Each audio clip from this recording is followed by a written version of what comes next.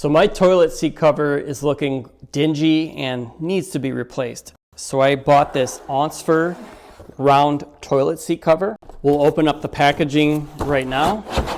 Here's the cover itself. This is a round plastic cover. This comes with all of your hardware to mount to the toilet itself. This is a nice white glossy finish. This should spruce up the look of my toilet seat. Now I'm going to install it and I'll show you how it looks. This comes with easy instructions. You install a couple gaskets, and then you put your plastic bolts through, then hand tighten your nuts on the bottom, tighten them up with a flathead screwdriver, then flip your caps down and you are all set. This is a nice update for my toilet and also comes with a quiet close feature so the lid won't slam down. It comes down nice and gentle. And the top cover also has the quiet close feature as well. This way you're not slamming lids in the house.